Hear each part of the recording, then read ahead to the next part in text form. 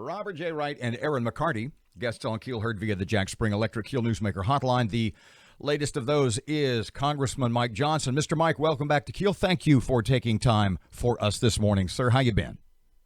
Oh, okay. All things considered, it's great to be with you as always. As soon as I asked you that, the words were hanging in the air, and I wanted to take them back. Where do I begin in this conversation with you about the Judicial Committee, House of Representatives yesterday with Attorney General Barr?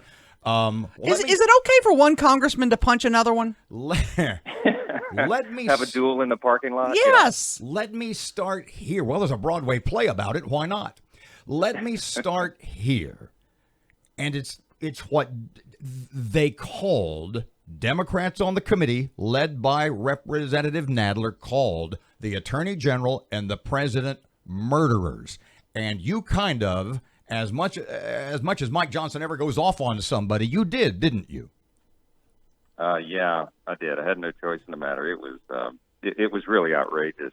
That was among the worst moments of the hearing. It actually wasn't a hearing. It was more like a vanity project of, using limited committee time and resources to attack the Attorney General. That's what the Democrats did all day long, and it was on vivid display for the whole country to see.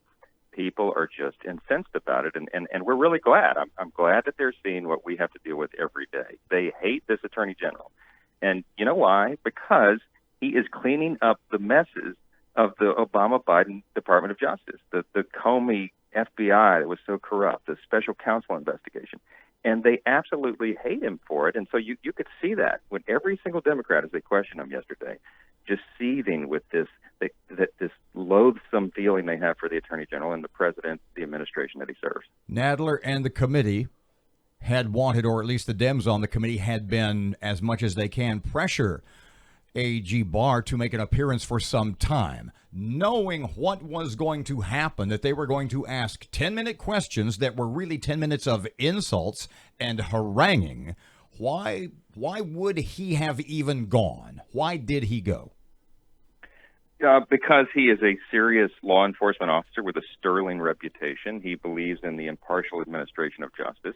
And he thought it was important to come and say that. And to his credit, I mean, his patience and professionalism was just incredible yesterday. Very few people could have sustained that for the 5 hours that he had to endure it.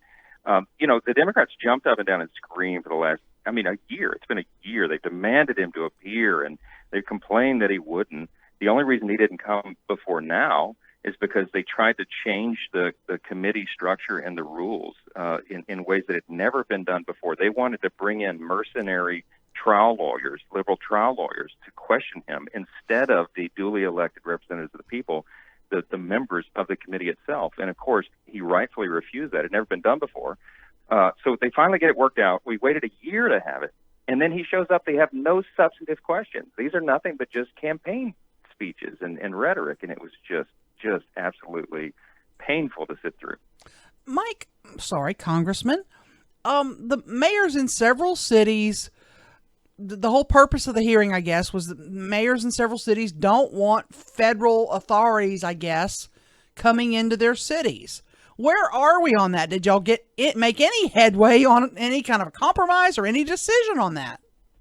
Well, no, there's no compromise to be made. The failures of these liberal Democrat mayors and governors around the country is what has necessitated the action by the Department of Justice. Attorney General Barr is protecting federal property. He's restoring order to cities by using federal resources to quell what we see, this left-wing extremist violence. And when you do that, you allow for peaceful protesters to safely exercise their First Amendment rights. And if it were not for the Attorney General, the Department of Justice, following, by the way, the black letter law in this country, that the U.S. Code says that it is a responsibility of the Department of Justice, U.S. Marshals, to protect federal courthouses. He said several times in response to questions yesterday, if we did not have those federal officials there protecting the courthouse in Portland, for example, it would have been already burned to the ground. And he asked the rhetorical question to the Democrats, since when is it okay to burn down a federal courthouse? Of course, they have no response to that. They tried to shut him down. This is how you maintain law, how you maintain order. And you guys, that is critical to the maintenance of a constitutional republic. He knows that. He's doing his job, and it doesn't matter what they say about him. He's going to continue to do it. Well, Mr. Mike, when you talk about violence in those cities like Portland going on almost 2 months of nightly unrest, and Seattle and other Democrat-run cities around the country, and I'm sure you've seen the Twitter video where Nadler is confronted and asked about the violence, and he says it's a myth. It's not happening. And that was repeated. Right. That was repeated in the House of Representatives yesterday, those abject lies. I brought it up. I said, the chairman of this committee, I wanted to be on record, the chairman of the House Judiciary Committee that has jurisdiction over the maintenance of in the preservation of the Constitution and our whole system of justice. He was asked on Sunday, all they asked him to do, Robert, if you saw the video, was simply disavow the Antifa violence and the rioting in Portland.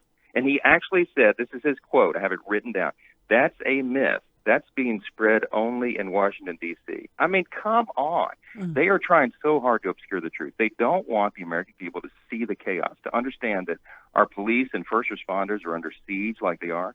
More than 60 days of fires and riots and destruction in Portland and elsewhere obviously is not a myth. And we showed a compilation video, just a small sample, of the countless videos that have documented all that chaos, and they would not let it be played in its entirety, but we've got it out on social media. Everybody needs to know what this is about, and the Democrats refuse to acknowledge it. Mike, there are some that would say, give those mayors what they really want.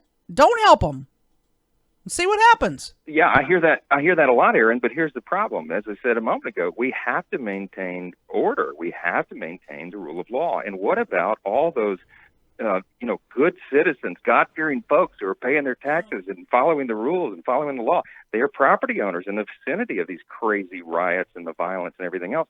They would be victimized by that. I mean, federal property would literally be torn and burned to the ground.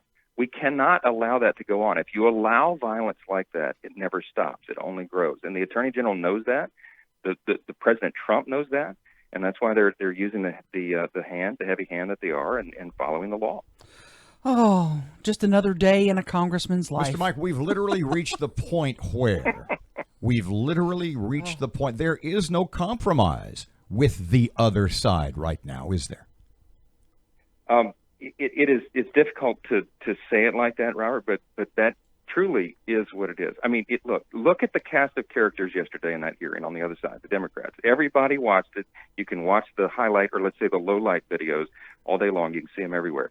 The idea of turning the country over to those guys in the majority and putting somebody like Joe Biden in the White House, who will just merely be the puppet for the radical left. He said it himself yesterday. He'll be the most quote-unquote progressive president in history.